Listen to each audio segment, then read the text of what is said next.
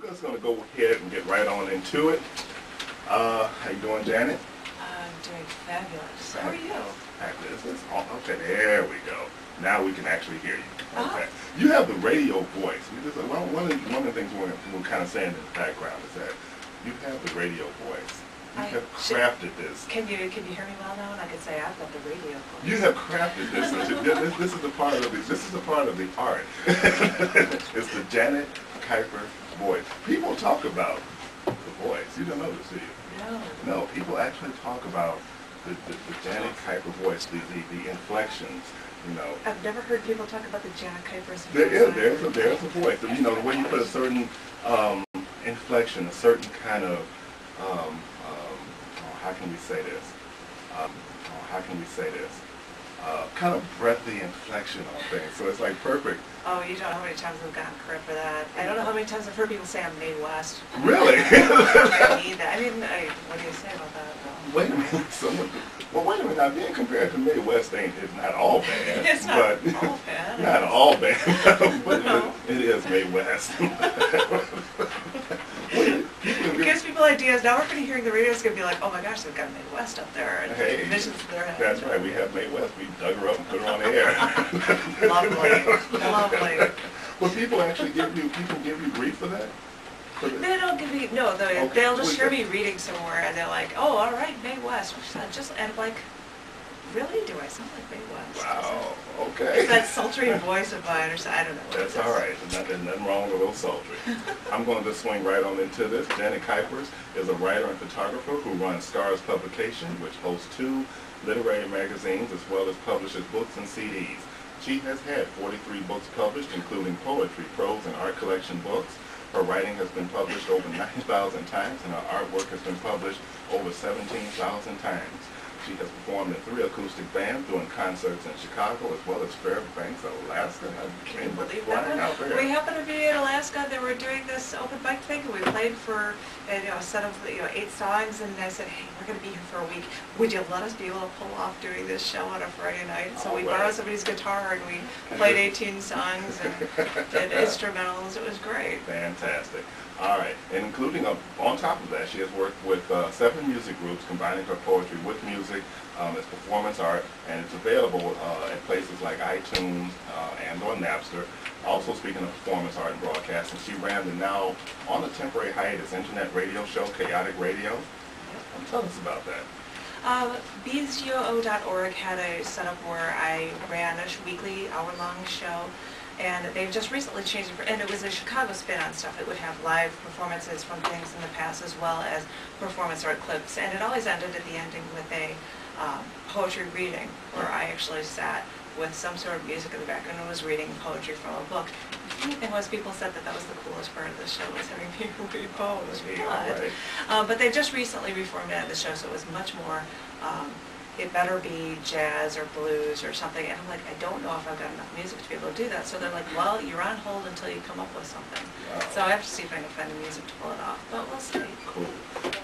Let's talk a little bit about Scars. Now there's Scars Internet Radio, which is off of Scars Publications. Okay. Yeah, it's always running. And it takes those clips from other locations, all those things that you heard clips from on WLUW.org, which actually, if you wanted to know about the past radio shows, you can go to chaoticarts.org if you're interested in hearing clips from that. But Scars Internet Radio is a thing that you can go to if you go to Scars.tv. There is a link directly there for being able to listen to things for live radio of all that poetry, performance art, occasional music kind of thing. Right. And then there's a JanetKuypers.com. That is a lot of stuff that is just me, which is you'll find a lot of my stuff on Scars.tv since I am running the literary magazines through Scars Publications. But if you want to know stuff about me specifically and you want to find work of mine, it's easy to go to JanetKuypers.com, and then you can say, oh, what was it? The front page says, oh, listen to everything through your senses. Do you want to hear music and stuff? Go to here. Do you want to see performance art? Go here. Do you want, and there's a bunch of choices of places to go. So, a lot of options. Cool. I had to just switch to the old ratty headsets, These are actually the headsets from my 1990, when I used to spin records there. But anyway, that has nothing to do with anything. But you are actually the most, in terms of marketing, we were talking about this in the green room, you are probably, you are out there. You're the only poet, you know, of course I'll probably get flack for this, but I mean, you're the only one I know who, actually, you have a zillion clips on YouTube. I found you, I mean, I've known you for, you know, I've seen you in and about, particularly places like the cafe that Charlie Newman runs, and well, last year we saw you at Kathleen Schandelmeyer's Beach Poets thing, and but we were talking, I was looking for, I was trying to do a mix with a Janet Jackson clip On Rhapsody? On Rhapsody. It was urged back then, and right, I'm going through Janet Jackson clips, and right under there is Janet Kuypers, and then it's like, you know, you're on iTunes. I'm like, go ahead, you're the only poet I know on the scene that has, like, you know. I've got a marketing agent group that's like, all right, give us your CDs and stuff. So I was like, well, while I'm at it, I might as well take things that are highlights from Chaotic Radio, or if I've got audiobooks on CD, and each of those are individual tracks with different background music. A lot of it is poetry readings. Some of it is singing, and a lot of them are from past performance art shows as well. You said you saw me at a few performance art shows last year. I was lucky. I think I had like 7 features last year that I had recorded and marketed for things. I've only, I think, got 2 slated so far for this year, but I'll try to be able to get those live things, and I'll try to also do like studio versions of those things and have them be released. So I might as well get them out so that more people can hear them and see them. If you'd like to, and you can find out about them at ScarsOnTV or JanetKuypers.com as well, and you can get information right there for it. You know, free access, but don't want to. But you can go check out those sites for all the information you need. And that's Janet Kuypers, and that's Kuypers. Kuypers. I don't know how many times I have to say that to doctors or whatever. Exactly. It has to be spelled. Has to be spelled out. It ain't Smith or Jones. So anyway, let's take it from there. Oh, he's Poison Meaning West poems. Yes. Oh, right. I was trying to figure out I was trying to find pieces that I don't ever read anywhere else. I'm glad you did that. Oh, I'm glad you dig into the crates. Ever so. And this one was voted as the coolest one. So this is the first one. It's called Chicago West Side. She knew who they were coming for. She crouched in front of the window, straddling her chair as she moved from the corner. Her coffee sat on the windowsill, the condensation rising, beating on the window right about her eye level. She took the side of her index finger periodically and smeared some of the water away to look into the streets. The snow was no longer falling on the west side of Chicago. It just packed itself darker and deeper into the ground with every car that drove over it. Her gunshot was ringing in her ears still. It was so loud. The earth cried when she pulled the trigger, let out a loud, violent scream. She could still hear it. For these few moments, she had to just stare out the window and wait. She didn't know if she should bother running, if it mattered or not. She couldn't think. All she knew was that this time, when she heard the sirens coming from the streets, she'd know why they were coming. She'd know who they were coming for.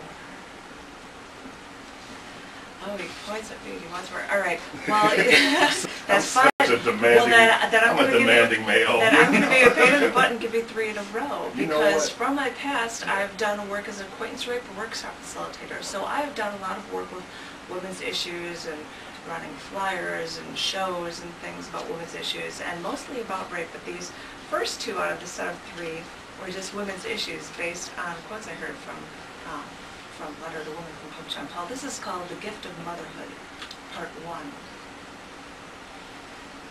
He started in on me again last night. He had too much to drink and came home drunk and started yelling at me. He got home at 10:30 but wanted to know why his dinner wasn't warm. And then he wanted to wake up the kids and play with them, but I told him it was a school night and they needed a full night's sleep. I swear, I can't tell anyone this. I have to keep telling everyone I fell down the stairs, and I burned myself when I was cooking dinner, and I tripped over one of the kids' toys, or a vase from the bookshelf I was cleaning fell and hit me in the face. I've come up with a lot of excuses, I know. But what would the kids do if I lost him? How could I work and take care of them? How could I afford to put them through college? I know I keep making up excuses, but I have to, for the kids. Sorry. Based on another quote, and it's part of a series as well, thank you, women who work. And it was based on talking about, we have to thank women who work for all the things they do that are indispensable, the contributions they give to society. So off of that I came up with this. Thank you, women who work, because you take on the responsibilities of men while still having to be mothers, wives, good little daughters, and feminine creatures. Thank you, women who work, because you are the ones that we can blame when the family falls apart. Thank you, women who work, because you make a point to do more than your fair share without being paid fairly, even though no man would do the same for you. Thank you, women who work, for you know you have to prove yourselves over and over and over again, and that it still isn't enough. So, keep up the good work, ladies. This one is actually more related to rape, and it's based on a bar restaurant, and it's called Coslow's. I am back at my old college hangout, years later, sharing some beers with an old friend. And then I remember being there with a friend who used to work there, as she told me about the women's bathroom. In all my years, I had never been there. She said women write on the wall at the left of the stall. Women write that they've been raped. They name names. There were arrows pointing to other women's messages saying, I've heard this before. First names, last names. When she told me of this, years ago, I walked in, read the names, and wrote down one of my own. I forgot about that wall until now, and I am back, just yards away from the bathroom door. I get up, walk, open the door, years later. All the names are still there. Jake, Jay, Josh, Larry, Matt, Scott. I could even still see my own writing. It didn't take long to find it. The show is called Wordslingers, where the words we live, not with me. I'm your ever-loving host, Michael C. Watson, sitting here basking in the glory of always Janet Kuypers. Go for it. Well, this one is now not about those bad ones. This is about a love past, I guess. This is called All These Reminders. Look, over here, in my living room, he left an empty bottle of beer on the end table. The cap, too. Come here, follow me, over here, in the kitchen. Look in here. See, you left some of the food of yours in the pantry. A box of spaghetti, some canned tomatoes. And come over here, into the bathroom. I know you probably won't notice this, but here, this towel, it smells like you. It smells like your shaving cream. Why did you have to go? Why does this have to seem so hard? Okay, look here. The remote for the television is on the arm of the chair where you always leave it. At the cocktail table, it's pushed forward on one side because you'd always rest your feet on it. Everywhere I look around me, I see something that you affected. I look at the kitchen. I look in the dining room. I look in the mirror. Why did you do this to me? Why couldn't you have made a clean break? There's still some of your messages scribbled on scraps of paper next to the phone in the kitchen. And look, the pillow on the couch is bunched up because you could never get comfortable with it. And over here, the phone books are out on top of the kitchen counter. You never put them away. And here they are, still sitting out. I'll have to put them back in the cabinet. And look, here, why do I still have all of your love letters stuffed into a drawer in my desk? When you left me, why did you have to leave me all these reminders? Oh, he's looking at me. He wants more. I want more, because this show should be less me and more you. Oh, it's all about me. No. I've also done series poems where I would write 6, 7, 8 poems about one thing, about dreams, childhood memories, bad traumas that people have had. This is one of them called She Told Me Her Dreams. This is number 1. We were at some sort of showing, some sort of exhibit, where they were displaying the glass sculpture. It was 83 billion years old, and it was more smooth than anything. And it went on and on, one smooth curve after another. It was so old. And they displayed it on the water. It was on a lake or the ocean. It rested on the water religiously. And I was in the water with someone, a man, I don't know who, and we were swimming around it, touching it. He was on the other side, told me to swim under it. I didn't know if I could make it across, but I went under. Across I went. I kept feeling the sides, the smoothness. Somehow, transcribed along the sides of the sculpture was a timeline, a record of history. There wasn't much at 83 billion years ago, but there was more and more the closer we got to present. I remember reading Lyndon Johnson's name, and then I saw information about the future. It was all in the glass. I was looking at it, but I can't remember what it says. And that was a dream that someone... Wow, someone else's dream. Yeah, okay. That was, she told me, no, that wasn't one of my dreams. Okay. Because I get stories from other people and I would often transcribe them. This one I think is a fun one, and it is called Childhood Memories, number 1. I have to get the child voice on. Can I pull it up? Well, on top of it. I'll do it again. Okay. I was in the basement, the playroom. That's where all my toys were, you see. I had just run in there, away from my family, who were sitting in the living room, after I yelled, "I hate you!" Now, I've never said that before to my family, nor would I ever say it again. I knew better. But I had just run into the playroom, slammed the door shut. I couldn't have been more than 5. And I ran in, and I was looking for things to put in front of the door so they couldn't open it and find me. I took one of my chairs from my little play set and dragged it over to the door. Then I took the little schoolhouse for Fisher-Price toys. The side opened up, they even had a little blackboard and everything. And I took that little schoolhouse, put it on the chair, so they were guarding the door, patiently obeying my orders. I was running around looking for something else I could carry to the door when I heard the doorknob turn, and my sister, with one arm, opened the door, pushing all of my toys away. I knew I had been defeated. You got the voice. This one is a piece. Well, hi, we're changing gears. I know it's a different month, but this piece is called Christmas Eve. You know, the first one I did was Chicago West Side, Right. and this one mentions streets in Chicago. I'm trying to find references. This is Christmas Eve. We made dinner, fettuccine alfredo with chicken and duck, vegetables, bread.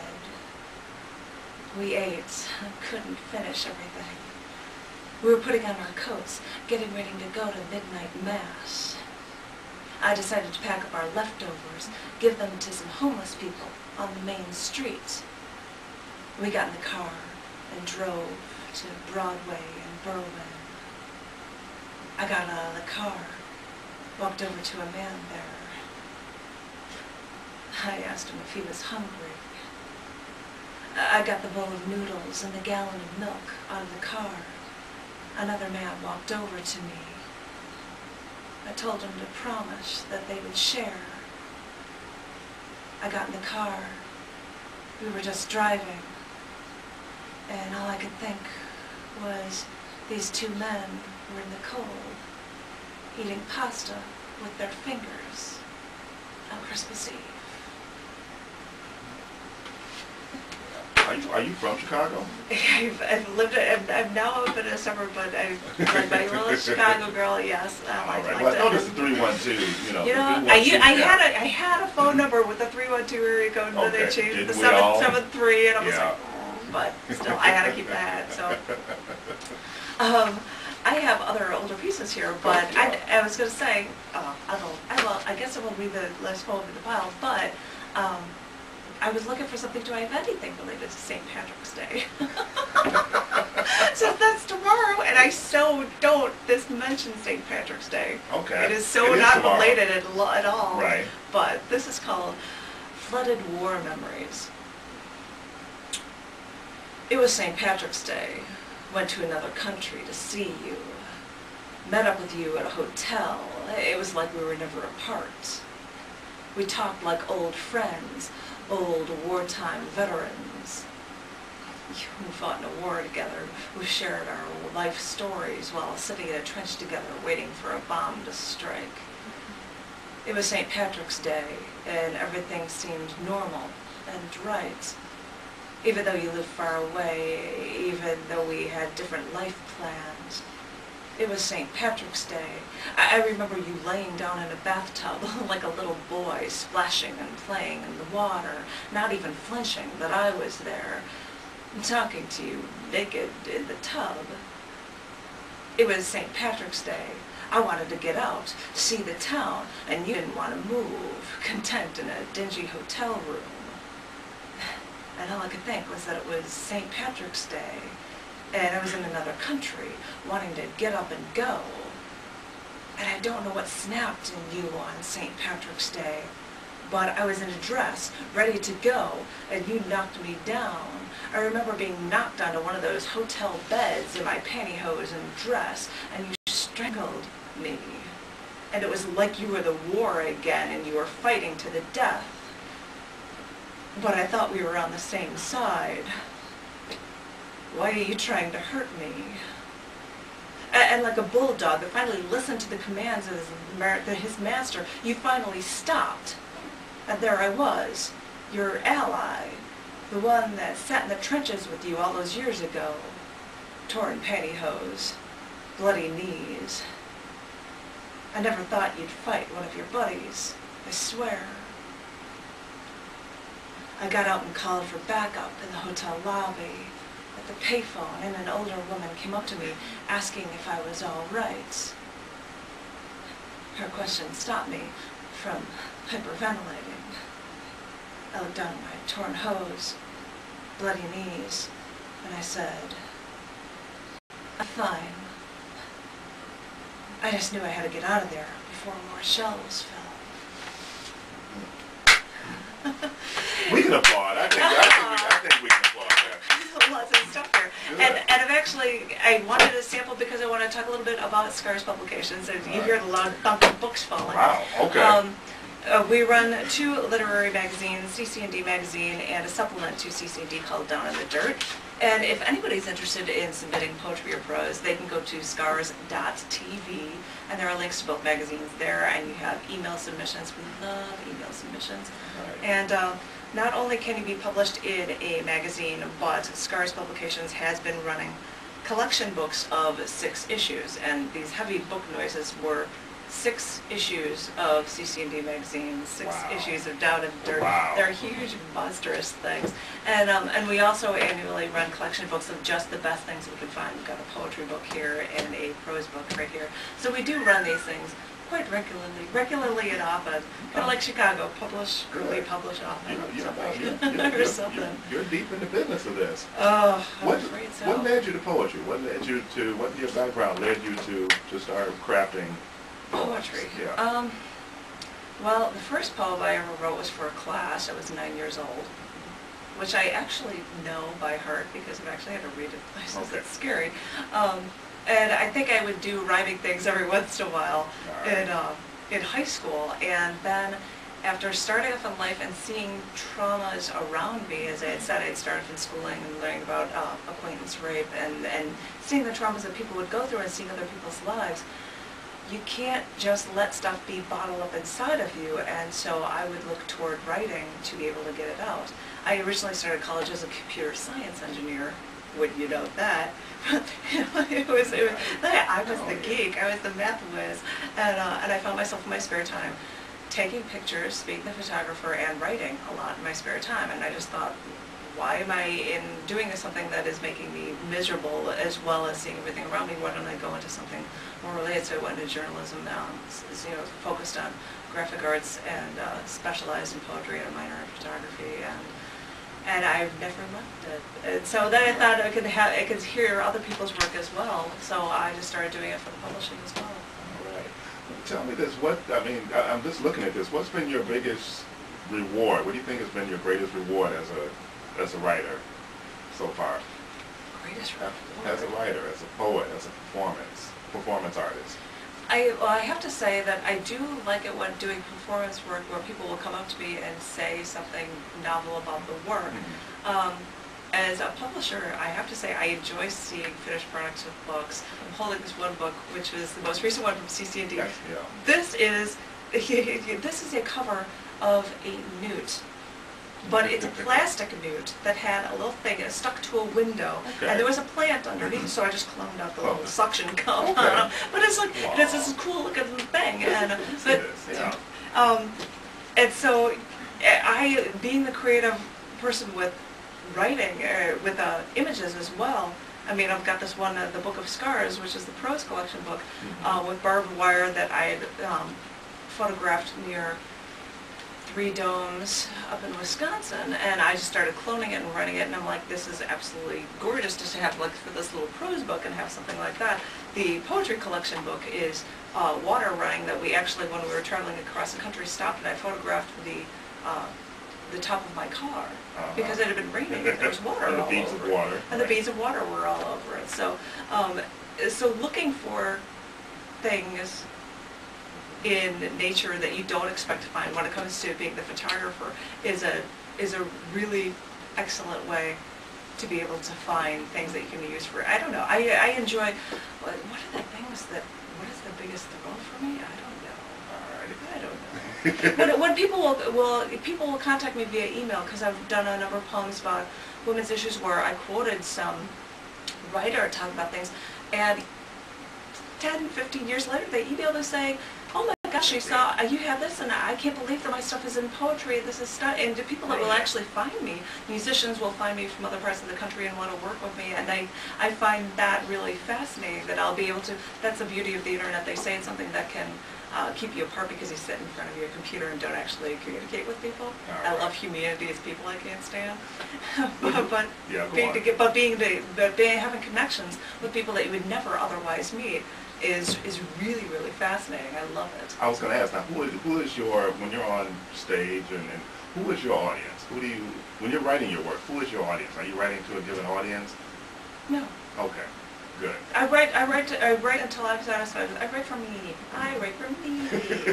Well, I mean, if you're not going to be satisfied with something, you're doing it on your own level. So, to write for somebody else is not to actually get your message generally across the way your soul would do it, I think. And what is your process like in terms of editing, rewrites? Just when you actually sit down to write, what is your process? I hear people talk about like editing and rewriting stuff. I'm like, I so don't. It comes out whole cloth, just and I might look at it now if I'm reading, I'm like, oh, scratch out that one word and change something, and I might not ever bother to change the original, or maybe I will, whatever. But usually I'll just have an idea and I'll let it simmer, percolate in my brain, and then and I'll just vomit it all out. There it is, insty poem, something. I mean, it's not like polished beautiful, but I mean, it doesn't take me. Right. It might not be polished. Like it doesn't sound like you actually worry about it. I know there's poems of people who nitpick every word, every nuance, every inflection, every line has this just work and work and work and work. And I'm speaking from experience, but that kind of thing, and that's not you. No. Okay. I mean, I figure, because usually things are related enough to my life that I'll think about it and I'll blurt out vaguely what I was wanting to say to begin with. I mean, sometimes I'll come up with something more, and I might sit on something for a while in my head to come up with it. But okay. Now let's start kind of an arc. When you first started to now, what would you say your greatest strengths and your greatest weaknesses are as a poet? Looking back over the years that you've been writing from the beginning to now, how have you progressed? Back in grade school, I rhymed. Okay. I don't seem to believe in it now. Okay. And by the way, for anybody that wants to get anything published at Scars Publications, we do not consider rhyme. Sorry, other places may. We don't want it. Sorry, flat out. Sorry, no rhyme. Okay. I think when I was younger, I would just write goofy messages, and then as I would get older, I don't know, just more and more issues would come up, and the more I want to attack them. Okay. I mean, it's funny when you go from year to year, like I found myself dealing with violence in America so much in the mid-90s, and I wrote tons and tons of pieces, and I would never write anything like that again. The progression of my work, I don't know. How have you gotten stronger? Do you think your work has gotten stronger, say, now as opposed to maybe a couple of years ago? That's harder to say because as of late I've just been doing so much more publishing stuff that I've been more focused on designing works and getting these shows together that I'll often take. Oftentimes the pieces that I'm taking are pieces from the late 80s. I mean, the most recent show I did, there was a Mercury Cafe had things like for so many years of poetry, and so I said, all right, I'll pull things from the 80s and the 90s and from this decade, and it'll seem like it'll flow together. And for the older stuff will sound like it's more genericized, because I've learned how to actually be more specific with what I'm saying, I guess. But that just comes with, as you grow and write more, you can learn what more specifically you want to say. What we always say for writers in general, being descriptive is always extremely helpful. So, actually make us feel like we were at the scene, and then it will become more believable, and you'll actually feel like you lived through it. Good. Now, in closing, do you have anything coming up that we should know or go to, or what's coming up? The only show I've got set up is at the cafe. That's the 9th of September? 9th of September. Oh, 90908. Or something. 90908. September 9th, 1908. I mean, 1908.